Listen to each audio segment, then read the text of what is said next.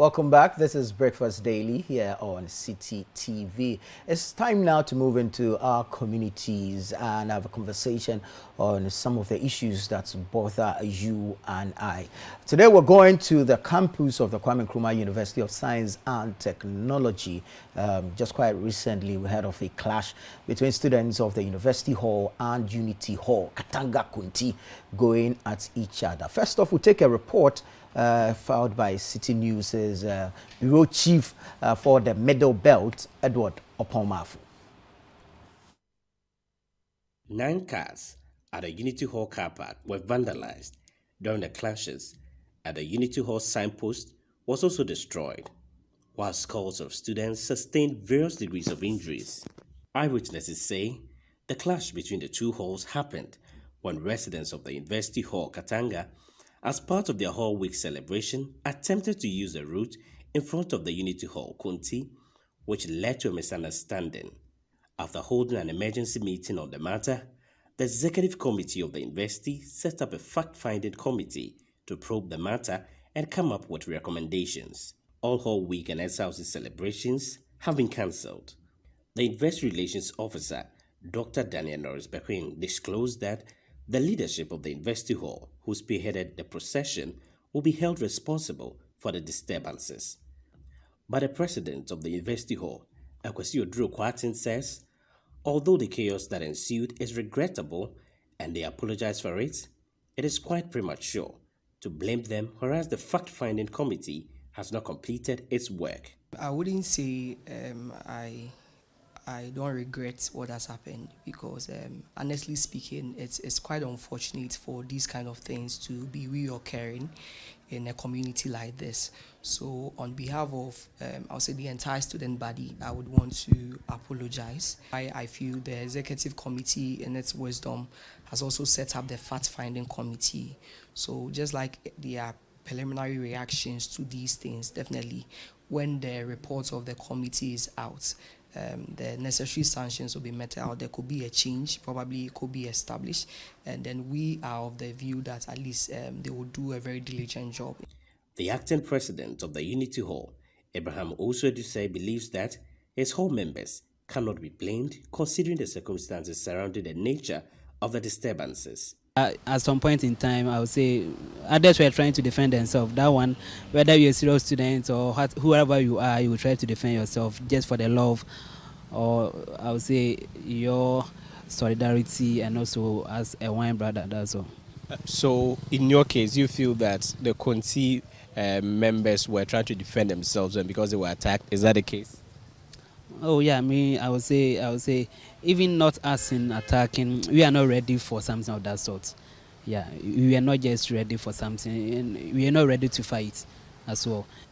Oh, I would say my members are not at fault. Yeah, as a president to the hall, and I know everyone in the school know that we are not at fault. We are back to our daily normal activities, and we are done with our whole week and everything. So we don't have in mind to destroy someone's whole week or anything of that sort. So as far as we are done with our whole week and we had a peaceful whole week and we are in territory, then I would say they are not at fault. Yeah. But in some of the videos, you could see that people from both ends were throwing stones at each other. So it's not as if it was just coming from one end.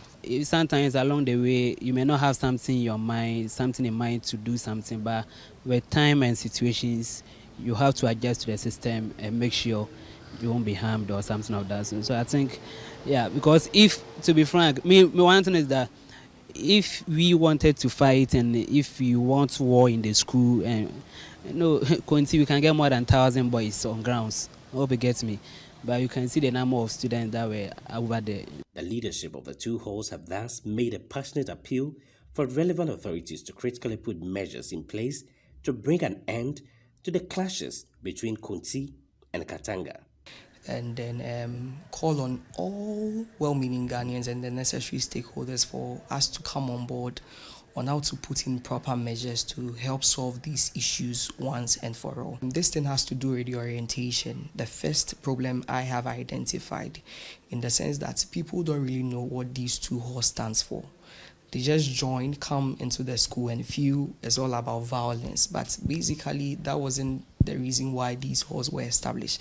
So there is a need for us all to come together. I feel guardians, I feel the entire public, I feel the university community, all halls, we need to actually put in a deliberate effort in order to reorient our people on what Katanga and then Conti really stands for, so that at least we can bring an end to these particular clashes and then at least incidents that have happened over time. I think the security system in the school, should be looked on, and also because from the videos you can clearly see police were around, their car was there, but it got out of hand and no one was there to help or to support. So if security is called upon and they can get here early at any point in time, I know something of such issues can be resolved and won't get to that extent. And as I said, as time goes on, leaders and the subsequent administrations so also make sure they will get their people closer and talk to them. The management of the university, however, says there will be heavy security presence in the school until further directive from the Ashanti Regional Security Council. Dr. Daniel Norris Bequin is the University Relations Officer. Academic work is ongoing. Students are attending lectures peacefully. We want to ensure that the semester comes to a close peacefully. So does it mean that the security officers will continue to be here till the end of the semester? Oh, the security officers will be here. They'll be here until further notice. That is up to the Regional Security Council to determine. We just want to ensure that life and property is protected on campus, and that the reason for which students have come to school is achieved. So we want to urge all stakeholders, including parents and students, to remain calm and go about their normal activities. The security, they are not here for peaceful people. They are here because of potential troublemakers. The university has cautioned students that those who are found culpable for flouting various school regulations will be severely dealt with in accordance with laid down rules and regulations.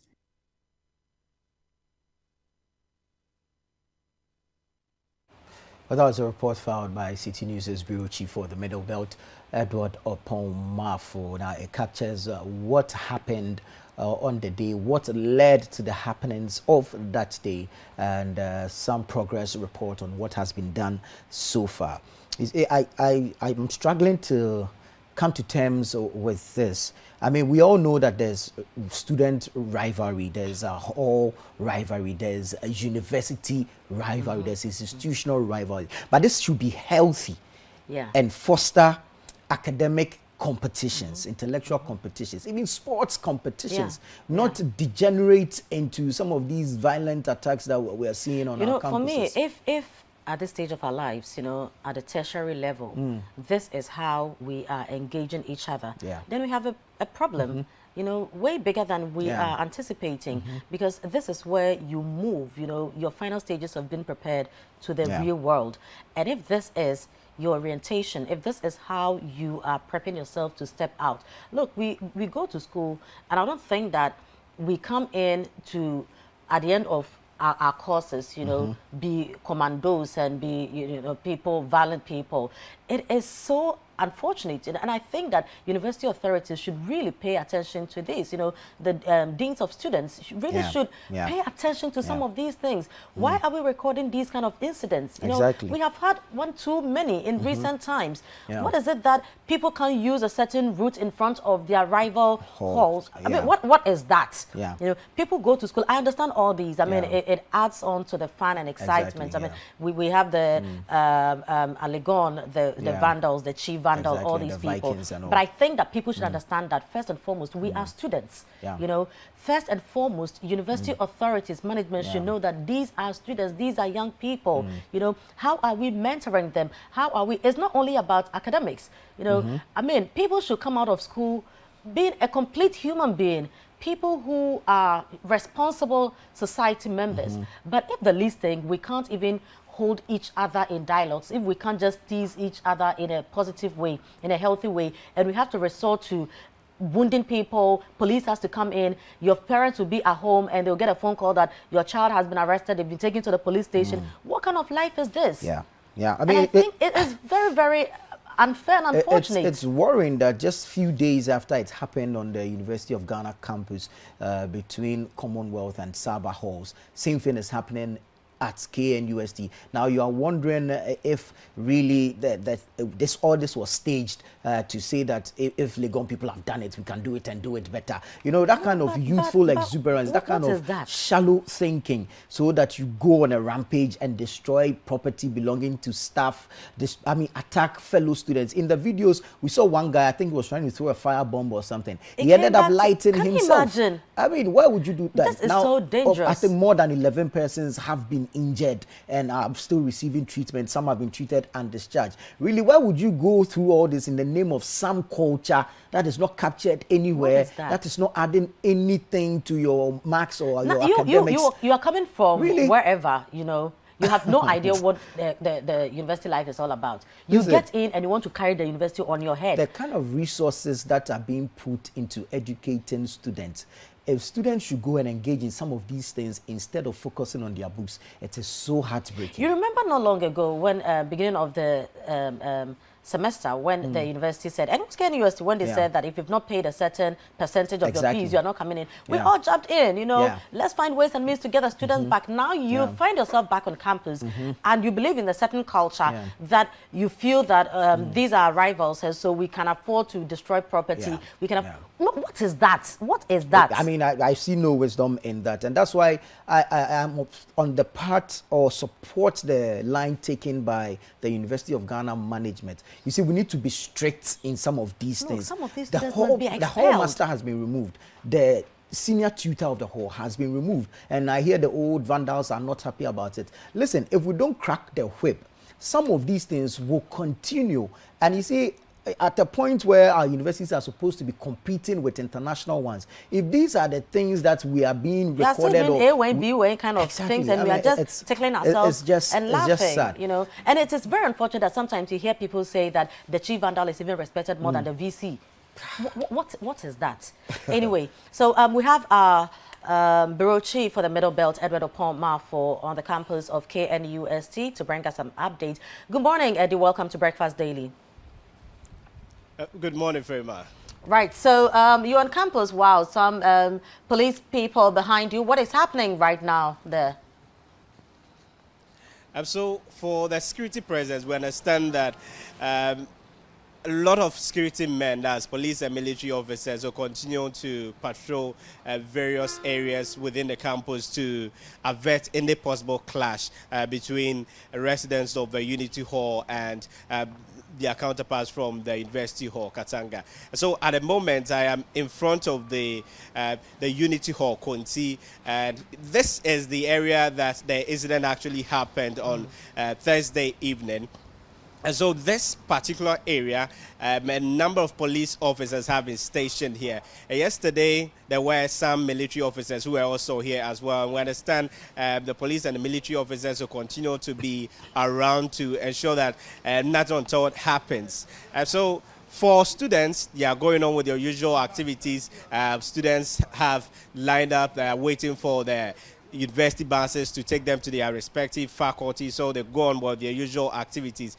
But for the police officers, they have been stationed at vantage points. So there are some who are on motorbikes and they are going on various patrols. So if you move around the university campus, there are areas where you see some seated around the Royal Parade Grounds area. There are some that you also see on motorbikes patrolling around just to ensure that nothing happens. And so they are saying they are prepared. There are some who are armed, some are not armed, and they are basically moving around the campus. So the campus, there's heavy security presence, I must say. But how long? That notwithstanding, it has Yeah, that notwithstanding, that's not affected the academic work because I've been to some lecture halls and I know academic work is going on, lectures are coming, students always go to their classrooms and they're also preparing for the exam. So on the academic front, everything is going on smoothly.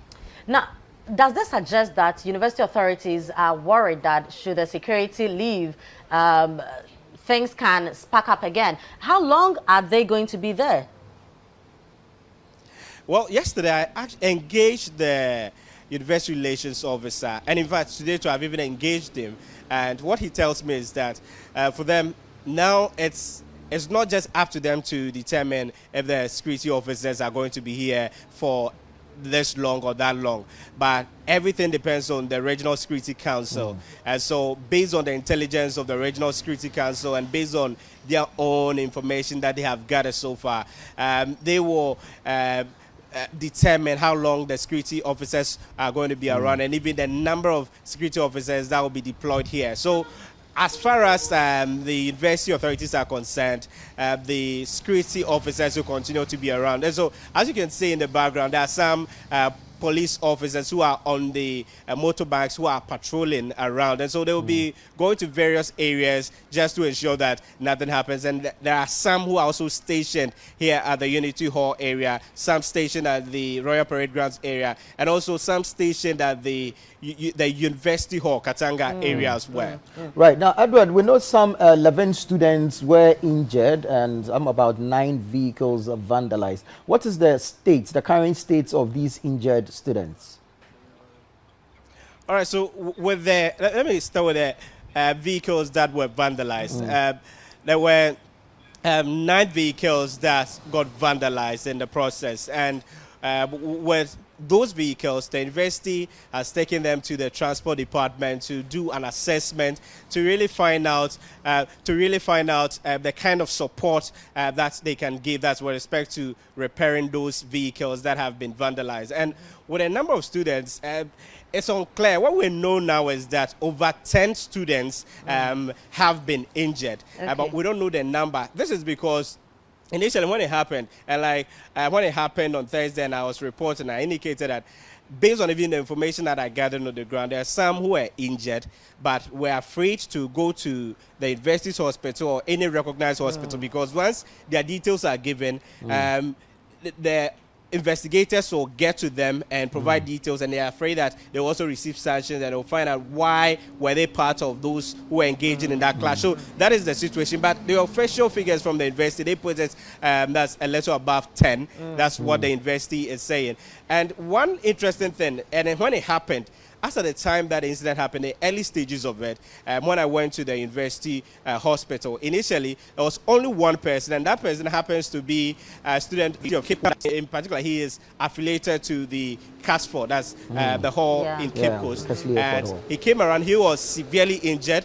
As at the time I went to the hospital, he had to be transferred to the Konfanochi Teaching Hospital. And in fact, he is still there and he's in critical condition, and we understand that he is, as a number of police officers who are also there, so he's on police guard.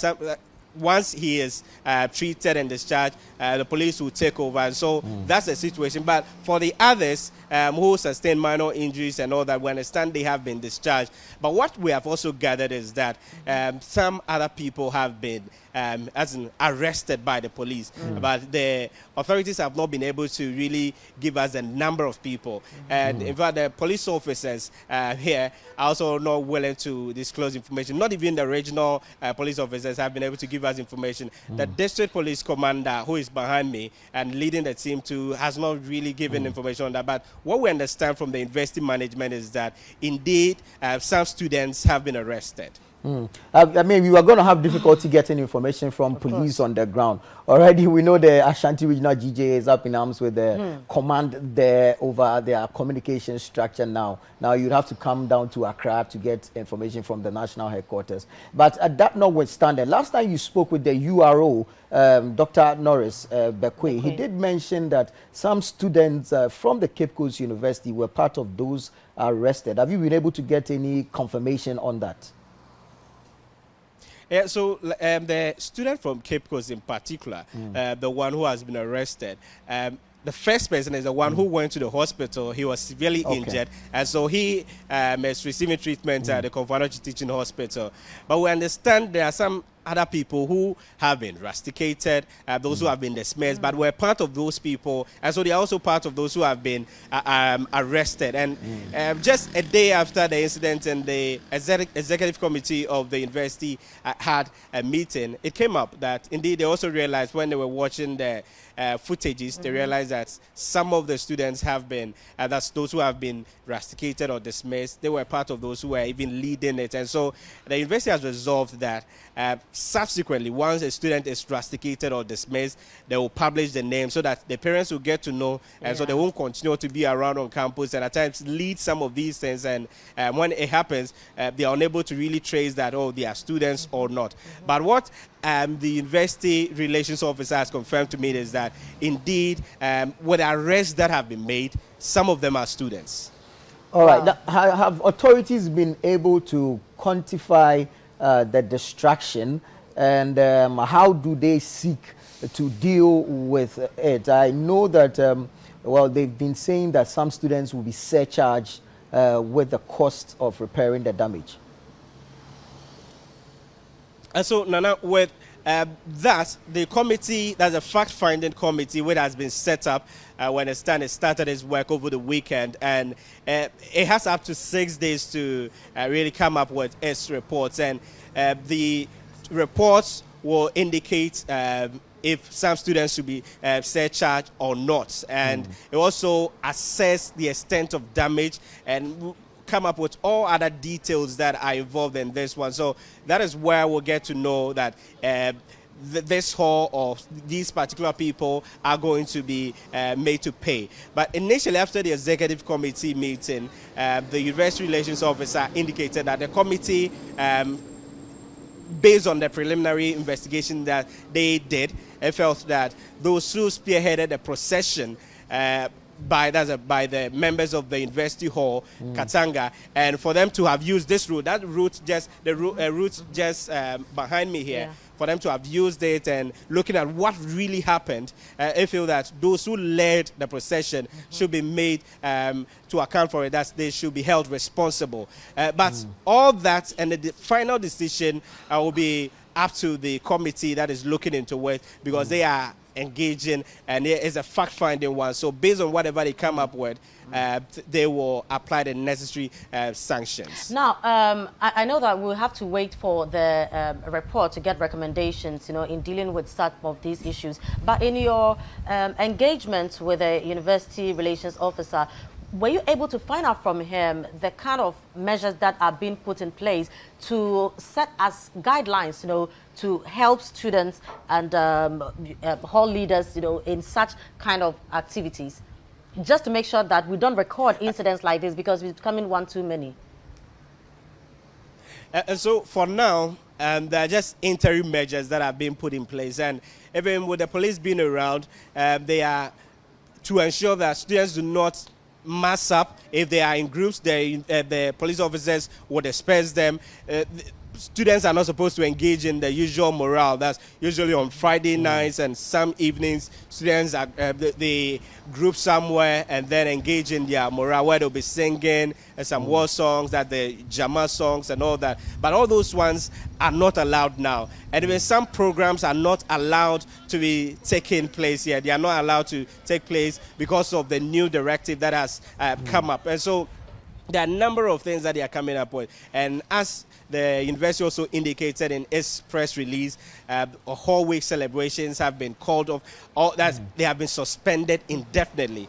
So the University Hall, Katanga, they were having their whole week celebration, and these issues happened. And so all whole week, the subsequent ones, the Republic Hall Week and all other ones that were supposed to take place have all been suspended indefinitely. And all other activities that will involve a lot of people massing up have also been suspended as well. Have we heard anything from the Dean of Students? So far, they have not really come up officially to speak, But what we understand is that the Dean of Students and the various managements from the university have been engaging the committee, and they're also really part of the key people. And a number of students are being called to appear before the committee, and so they liaise with the office of the Dean of Students to ensure that everything goes on smoothly. And the Dean of Students also has served as a liaison to ensure that, as if a student is supposed to be is supposed to appear before the committee, if a student is supposed to give an information, they will ensure that all those things are done. What we have been told is that the leaders of the two halls have been asked to appear before the committee. That's the president of the university. Or yesterday, he indicated to me that he appeared before the committee, and there are some other leaders from the Unity Hall as well who, as in, they have also been asked to appear before the committee, and some other key people who the university thinks that, well, based on what happened, they may be linked with it, and so they may have some information, so they should appear before them. Right. Now, quickly before you go, when is the 6 days over? And so that's by the end of this week. Okay. And so we're looking at by Friday, it should be, they started your work that's over the weekend. And so they have a 6-day period. And so we're looking at by the end of the week. And so hopefully by Friday, we'll get to know if indeed they'll be asking for an extension or not. And if they don't ask for an extension, then hopefully early next week, the report of the committee should be out. That's based on the information that we have gathered from the Investor Relations Officer. All right. Now, Edward, finally, before you go, tell us about life on campus now. I mean, with all this police presence, there's a difference between this and that of, how do you call it, the University of Ghana? Yeah. Because the officers we saw at the University of Ghana were heavily armed. And even when the police hierarchy went on campus to engage the leaders of the various halls, they did suggest to the leaders that, well, they were not comfortable. They feel intimidated. Exactly. So what is it like with students of the Kwame Nkrumah University of Science and Technology with all this police presence? Do they feel intimidated? Are they able to go about their normal activities? Yeah, so, Nana, like I indicated, there are a number of police officers here, but occasionally we see military officers who also patrol, and some who are at times stationed at the Unity Hall area, specifically around this area where I am, and also some who are stationed around the University Hall area, that's Katanga area. And for the police, there are a number of them who are around and always patrolling here. And not just those from the KNYC Police Command, but those from the divisional, that's the Manchia Divisional Police Command. And in fact, the divisional commander also comes around occasionally to ensure that things are going on well. But for the students, we have been engaging some of them, and they feel that they are not a target. It's not as if the police are around to intimidate them. And so for them, they're going on with your usual activities. At times when you get to some areas where police officers are not around, you may not even know that such an issue has happened here, because for students, they keep on going on with their usual activities. They try moving on with their normal things. That's specifically if you look at the business school area where a lot of police officers are not there most of the times. Things just go on smoothly and all that. But there are some areas too where you see students sitting on the lovers' benches and other areas, and then you see some police officers who are seated in between them and all that, and things go on smoothly, and nothing really changes. Right. Now, quickly, just with these reports of students being injured, with students being arrested, have you picked reports, on parents coming in, concerned parents coming in to find out what exactly is happening on campus? So far, we have not really seen a number of students, a number of parents coming in to really check the state of their students. What we have been told is that parents try to talk to their students, and once the issue came up and were reporting in the media and all that, the parents checked on their case. So once they found out, I wasn't part of it and all that, then then they know that the child is fine. That's it. And the university has also come up with statements to allay fears of parents that indeed their situation is under control and there's no cause for alarm. And so they are in charge of the situation since they are liaising with the security services. And so if a parent has not been called, that means that there's no need to even worry about any issue at all. Right. Thank you very much. Thank you so much, Edward. That's Bureau Chief for the Middle Belt, Edward Opon-Marfo, speaking to us from the Kwame Nkrumah University of Science and Technology. See, there are prominent people in the Ghanaian society who are products of these halls. There are big people in this country who are products of these halls. Sometimes they need to intervene in some of these things. I mean, their influence alone can go a long way to shape the thinking of the students in a particular direction so we don't see some of these things recurring. And you see, we should not be seen to be protecting students all in the name of campus culture. You know, that is the problem, you know. So for me, I have seen prominent people, like you've mentioned, you know, come back to school, come charged with students. It's beautiful, you know, that culture is beautiful. And that is why when you come out, some of these, how do you call, associations, you know, the alumni is quite strong. It is beautiful. But to the extent where we are having students being arrested, you know, you come to school to study, you have policemen all over campus, where you have people being injured, you know, you are on a hospital bed with a policeman standing over you. Side, I mean. You are a criminal. Clearly. What is this? You know, and you don't need this. You are too young. You haven't even seen life in its real terms yet. And this is how you want to start. I think that university authorities must really pay attention to some of these things, because we can't have, I mean, a procession is a procession. It is. It is part of university activities. Why must we have people setting fires? Why must we have people injuring others in the name of we went on a procession? Then what would happen if you are going for war? Exactly. And you see, these police personnel would not be stationed on campus forever. So why don't we bring back the campus policing itself? You remember at the point, University of Ghana had these university police that were named after Professor Aite. Yes. I mean, let's bring them back. And then we need to strengthen our counseling and guidance units, the departments on our campuses. Listen, I mean, authorities, as long as students are on your campus, you are in charge of both their academics and their social life. We should be able, it's easy to identify a good student, right? So how is it difficult to identify a student that needs help? We should be able to identify some of these students and take them through counseling. We have to move away from not allowing the law to take its course. You know? When people fall short of the law, let it bite. Step aside. You are alumni. We know you love your halls, but look, let the right thing be done. And so this is why we are recording all these kind of stuff. You know, for me, I have it anyway. Right. So this is Breakfast Daily. We'll be right back.